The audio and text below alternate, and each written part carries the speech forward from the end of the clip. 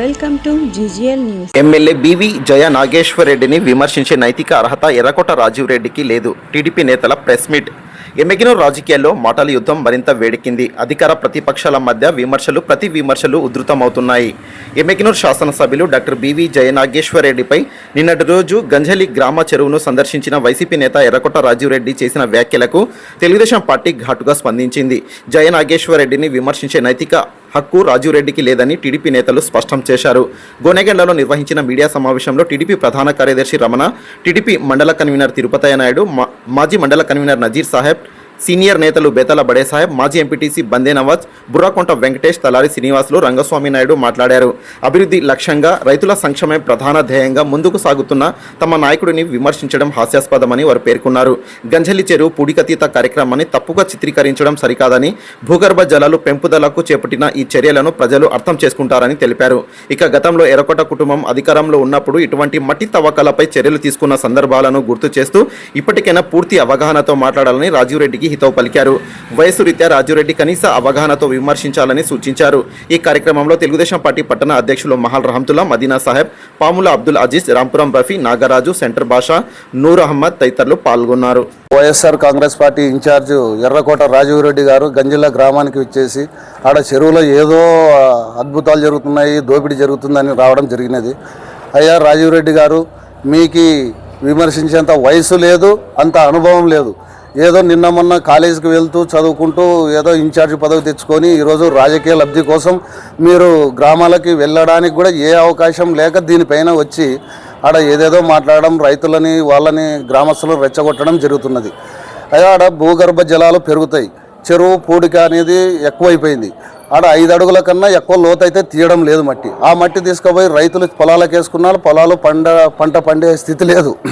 అందుకోసమని ప్రైవేట్ వ్యక్తులు మైనింగ్ వాళ్ళకి చలానా కట్టుకొని దాని ప్రకారం బయటికి తోలుకుంటున్నారు. దానివల్ల ఏదో నష్టం జరుగుతుంది గంజిల్లా గ్రామానికి. అది మీరు రచ్చ చేయడం ఇది సమంజసం కాదు. గ్రామంలో మీ తాత ఉన్నప్పుడు కానీ గంజల్ల గ్రామంలో 1 మీటరు సీసీ రోడ్డు కానీ 1 మీటరు డ్రైనేజ్ కానీ వేసినారా?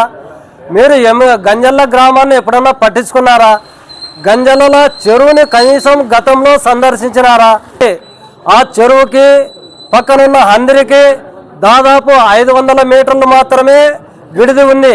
అక్కడి నుంచి లిఫ్ట్ ఇరిగేషన్ పెట్టి ఇక్కడ సాగునీరు అయితేనేమి, ఇక్కడ గంజల్ల గ్రామానికి తాగునీటి కోసము సారు ఆ సిల్ట్ తీయడానికి పూనుకున్నారు కానీ లక్షలు కోట్లు సంపాదించలే కాదు. మన వైఎస్ఆర్ నాయకుడు రాజీరెడ్డి గారు ఏదో కొంపలు అంటుకునే నుంచి వచ్చినాడు నిన్న గంజలకి. అది వాళ్ళు చేస్తారు కదా అక్రమాలు, మా టీడీపీ గవర్నమెంట్లో లేదు. ఒకప్పుడు సంతనాగలపురం వంక నుంచి అక్కడికి ఆ ప్రాజెక్టులకు నీళ్ళు, అది చెరువులకు నీళ్ళు తేవాలని మా జయనాథ్ రెడ్డి గారు అప్పట్లోనే దానికి కాంట్రాక్ట్ కానీ ఇచ్చినారు. అప్పట్లో కొంతమంది ఇదే ఇప్పుడు వైఎస్ఆర్ పార్టీలో ఉన్న నాయకులు వాళ్ళ చేనుల్లో ఇదే కాలువ తీయకుండా అడ్డుపడినారు. లేకుంటే ఆ కుంటకి ఎప్పటికీ నీళ్ళు ఉండేటివే ఆ చెరువులో. అప్పుడు అడ్డం పడింది వైఎస్ఆర్ నాయకులే. ఎందుకంటే ఆ పని చేస్తే వాళ్ళకి మంచి పేరు వస్తుంది కదా అని అప్పట్లోనే వీళ్ళు అడ్డుపడింది వైఎస్ఆర్ నాయకులే.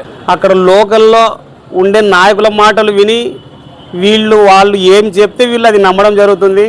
ఇది 2వసారి నిన్న రావటం మళ్ళీ చెరువులోకి.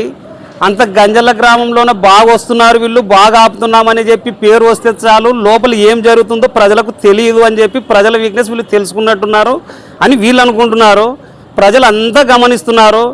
వాళ్ళ తాత 4 ఏళ్ళు అంటే 4 సార్లు ఎమ్మెల్యేగా పోటీ చేశాడు. ఇదే ఎమ్మెల్యేరు నియోజకవర్గానికి చెరువులు, అలాగే తుంగభద్ర నదులు, తర్వాత ఇక్కడ ఉన్నటువంటి గాదిన ప్రాజెక్టు నదులు, నది తీర ప్రాంతాలు ఎక్కడైతే ఉన్నాయో వాటన్నింటిని కూడా, దాంతో పాటు భూములు అన్నింటిలో కూడా అవినీతిలో వీళ్ళు సిద్ధహస్తులనడంలో ఏమాత్రం సందేహం లేదు. ఆయన 4 సార్లు ఎమ్మెల్యేగా గెలుపొందిన తర్వాత ఇదే ఈరోజు ఏ విధంగా అయితే ఎర్రమట్టి గురించి, నల్లమట్టి గురించి మాట్లాడుతున్నారో, అయ్యా రాజీవ్ రెడ్డి గారు, మీ తాత హయాంలో ఇదే ఈరోజు ఇటుక వ్యాపారులే గతంలో 4 సార్లు గెలిచినటువంటి మీ తాత దగ్గరే ఈ ఎర్రమట్టిని తవ్వుకొని అనుమతి తీసుకున్నారు. గతంలో ఎట్లా చేశారయ్యా మీకు తెలియదా?